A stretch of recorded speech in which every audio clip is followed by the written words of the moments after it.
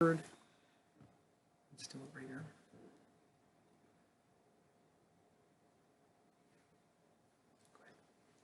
Okay. Hi there, everybody. I wanted to record this lesson for you. I just want to say hi to all my students, Jameis and Ethan and Preston and Luke and Bella and Carlito. Sorry, Carlito, I have to go down the row and make sure I got everybody. But anyway, I know we're all having to stay home, and this is a hard time that we can't see each other, but I really miss all of you. And yes, I did break my leg, but I'm sitting here with Brother James recording this for you because I want you to know that I don't want you missing out on your lesson, okay? So today, I want you to get your Bible. Hopefully you already have it. But if you don't, run and go get it. And have your parents help you find Daniel in chapter 1. And that's about towards the end of your Old Testament. But your parents will help you find it. Okay? Then I want you to sit in a chair and sit still, just like you do in Sunday school for Miss Lori. Okay? I want you to pretend like we are in class. Okay? So, first, we're going to pray. All right? So just like we do in Sunday school, I want you to bow your heads and fold your hands, and we're going to pray. Dear Lord, we thank you for this time that we get to study your word, and we ask that you will help us learn something, what you have us to learn. And we pray these things in Jesus' name. Amen. Okay, so just the same rules as in Sunday school. You are going to listen as Miss Lori teaches you, okay? So today, our lesson's going to be in Daniel. So, he says, "Come with us," the soldiers shouted to Daniel and his 3 friends. "You will never see your home or family again." The soldiers and King Nebuchadnezzar had attacked the people of Israel. They tore down the walls and set the city on fire. They destroyed the beautiful temple that Solomon had built. Worst of all, they took away the older children. And teenagers had curfews. That means they had a time they had to be home by, especially the princes and the royal families. So here you see that's Daniel with his 3 friends. The smartest and strongest captives were chosen to serve King Nebuchadnezzar. That's a hard word to say. A teen boy named Daniel and his 3 friends were taken to the palace.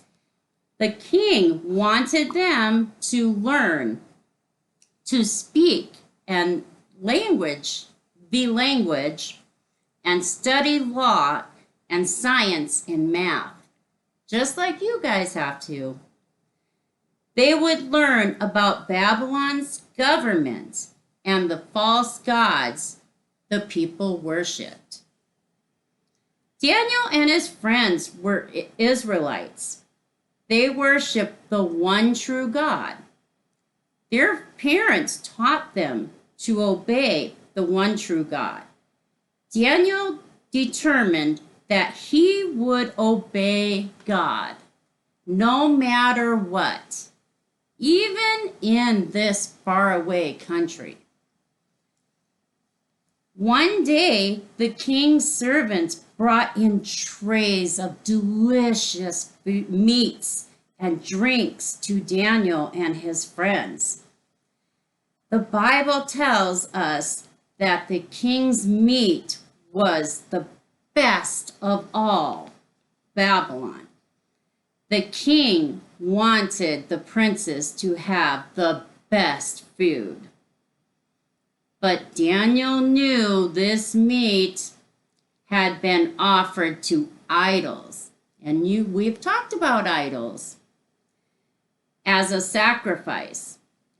One of God's commands was not to eat food from animals that had been sacrificed to idols. Daniel had to choose. Would he obey God's law, or would he eat the food the king had offered to idols? Let's read in our Bible in Daniel chapter 1 and find verse number 8. And we're just going to read the first part of it. The Bible says, "But Daniel purposed in his heart that he would not defile himself with the portion of the king's meat." So, what do you think about that?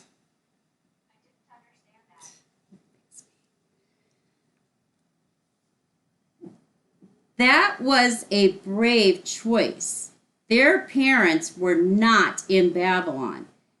Their teachers were not there. No one would know or even care if Daniel and his friends ate the king's meat. But God would know what choice they had made. Daniel chose to obey God's word. Daniel told the servant, "We cannot eat this meat. Bring us only vegetables and water." The king was worried. The king will be very angry. You will become weak and sick if you only eat vegetables. The king wants you to be healthy and strong so you can serve him. I will get in trouble if you get sick. I might even be killed. But Daniel knew God would help him and his friends. Now we're going to read verse number 12 and 13. The Bible says, "Prove thy servants, I beseech thee, 10 days, and let them give us pulse to eat and water to drink. Then let our countenances be looked upon before thee, and the countenance of the children that eat of the portion of the king's meat, and as thou seest, deal with thy servants."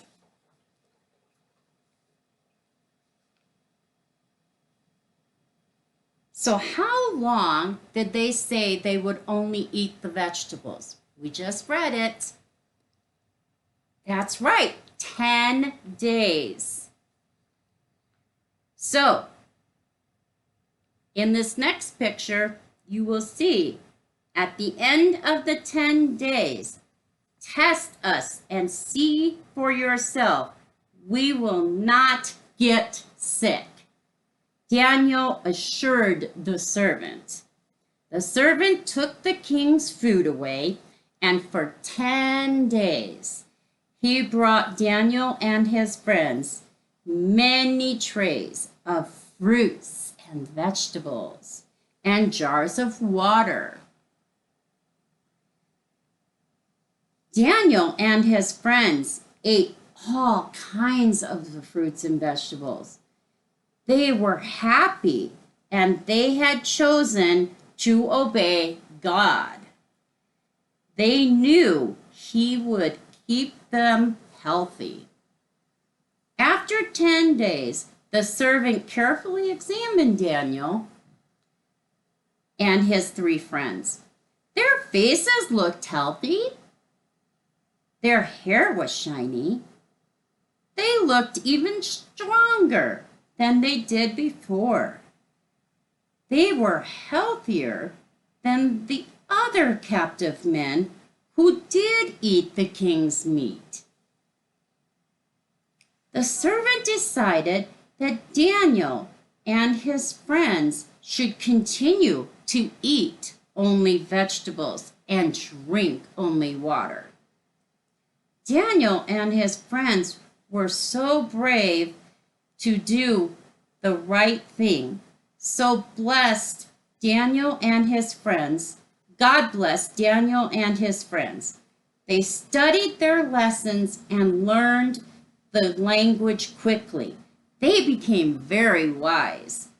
God even helped Daniel understand the meaning of his dreams. One day, the young captive people were brought before King Nebuchadnezzar. He began to talk with them and ask them questions about what they had heard. We have one more scripture to read. It's verse 19 and 20.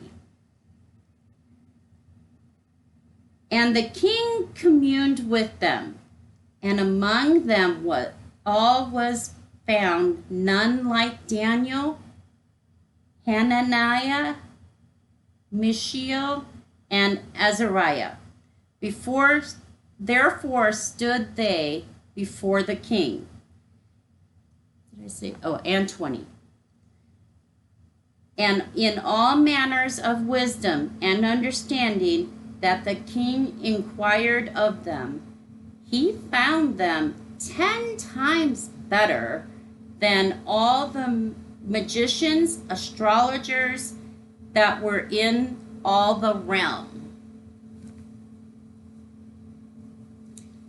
None of the king's wise men were as smart or as strong as these young men. King Nebuchadnezzar was impressed. He chose Daniel and his friends to be his most important advisors. When he needed the answer to a question, the king would ask them instead of someone else. That's what an advisor is. God had helped Daniel and his friends be brave and choose to obey. God protected them even when they were prisoners in another country. We have learned what happens to people when they disobey. But in the book of Daniel, we have learned about 4 teenagers who choose to stay true to God and to obey God, even when others did not. We will learn more true stories about Daniel and his friends and other times when they choose to obey. And remember, when you choose to obey God, it makes God happy. And when you think that, well, I can do this because mom and dad are not watching and nobody's going to see me disobey and I can get away with disobeying, God is always watching. And when you disobey mom or dad, you are also disobeying God. And I know we've talked about that. So just remember, this is a lesson for you, not for Miss Lori, but it's a lesson for you. And so obedience is very important to God. It is crucial for him to see that you are obeying him. Okay? Miss Lori loves you, and we will see you next week.